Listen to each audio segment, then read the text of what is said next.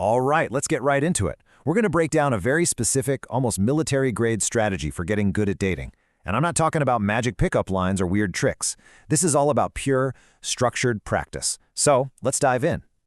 So let me ask you something. Does dating just feel like this impossible, high-stakes game that you just can't seem to win? You know the feeling.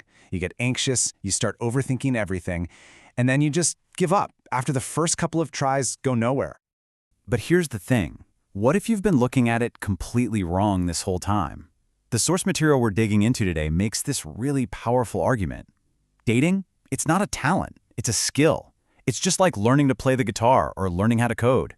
And, just like any other skill, it takes practice, a hell of a lot of it. Okay, so how exactly do you practice? Well, the source lays out this incredibly clear, super intense, and honestly kind of radical training program. It's called the 12 and 12 Challenge. So what is it exactly? Well, first off, it's about volume. We're not talking about 1 or 2 dates where you're just kind of crossing your fingers and hoping for the best. No, we're talking about 12 separate dates. And it's also about intensity. You're going to do all 12 of those dates in just 12 weeks. Yeah, that's 1 date every single week. No excuses, no breaks. So here's the core mission, laid out plain and simple. 12 dates with 12 different women in 12 weeks. And listen, the most important rule of this whole thing is this. The goal is practice, not outcome.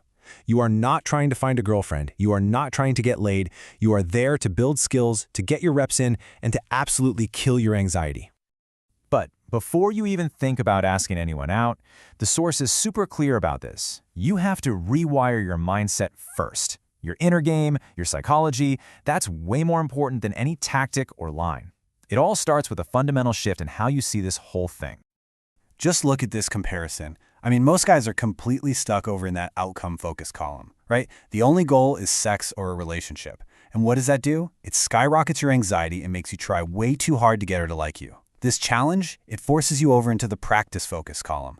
Here, your goal is just skill building. That's it. And that in turn lowers your anxiety and, actually lets you be yourself. And to really drive this point home, the source gets, well, pretty blunt. It says any woman will do. Avoid stupid women and feminazis. You'll spend an hour in hell. Look, since this is just practice, it really doesn't matter who you ask out. The whole logic here is to get your ego out of the damn way. Stop telling yourself you can only date supermodels, because that's just an excuse to never date anyone. Ask out what the source calls low-anxiety women to build your confidence. But, maybe just avoid the types that are going to make for a truly miserable hour. And let's be real for a second. The source totally gets that the desire for sex is what's motivating most guys. But here's the paradox, right? That very agenda, that neediness, is what escalates your anxiety and just kills your chances. So by temporarily taking that outcome off the table for these practice dates, you free yourself up. You can actually act in a way that's confident and, ironically, way more attractive. Okay, so you've got the mindset down. Now for the how-to. The source treats this whole thing like a military operation with a very clear playbook. And these aren't suggestions, by the way. They're drills. They're meant to be executed. The protocol for asking a woman out? It's strict. Rule 1, have a specific plan. Don't you dare say, want to hang out sometime. No, you say, let's get coffee Thursday at 7 at the Starbucks on Main. See the difference? Rule 2, you tell, you don't ask. You're stating your plan confidently, not asking for permission. It's an invitation to your world. And Rule 3, always go midweek for a first date. It implies you have a life and that your prime weekend nights are already spoken for. All right, now the source introduces a pretty provocative term here, shit tests. And what it means is that women will test you, not to be malicious, but to find out if you're dependable, if you have a backbone. It's basically a subconscious check to see if she can trust you to be strong.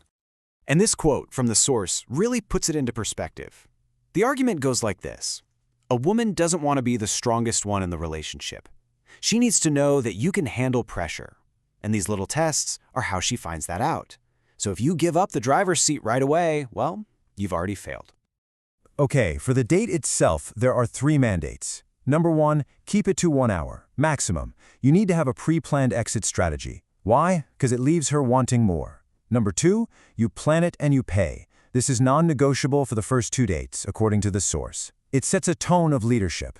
And number 3, meet her there. It's safer for her, and it just makes the end of the date a much cleaner break. Now, during the date, your job is to actively practice what the source calls the 3 T's. First is touch, a light, totally non-creepy touch on her arm when you're both laughing. Next is tease, playful, good-natured humor. And finally, tell. Give a light, direct suggestion. Something simple like, you should try this coffee, it's great. These are small, but they're acts of leadership and connection. Think of this as your behavioral checklist for the date. The do column is full of classic gentlemanly moves that show respect and that you're paying attention. The don't column is absolutely crucial for avoiding those common nice guy mistakes. And yeah, notice that last one. Don't ask to kiss her. If the vibe is right, you lead. And don't forget this, fumbling the end of the date can completely undo all the good work you just did. You have to practice ending things cleanly and with confidence. It's a skill all by itself. You need to become what the source calls a good ender. And the source gives you the exact scripts. If you want a second date, you're direct. You say, this was fun, I'll give you a call. Kiss her on the cheek, and that's it. You leave. If you don't want a second date, you're still direct, but polite. It was nice to meet you, I wish you all the best. Shake her hand, and you move on. No ghosting, no lying. That is how you become a good ender. So, after all these tactics and scripts and rules, it all comes back to the core philosophy, right? This entire process, it's about learning how to fail correctly. It's about embracing the wipeout. And the best analogy the source uses for this whole challenge is learning how to surf. Think about it. You get on the board, you paddle out, you try to catch a wave, and you almost certainly fall, right? Over and over and over again. This quote just nails the mindset you need to have.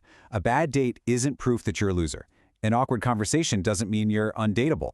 A wipeout, it's just a predictable, expected part of the learning curve. And every single one teaches you something for the next wave. So I'm going to leave you with this question to think about. What would actually change for you if every rejection, every awkward moment, every single date that went nowhere wasn't seen as a failure, but just one more rep in your training? What if it was all just part of the practice?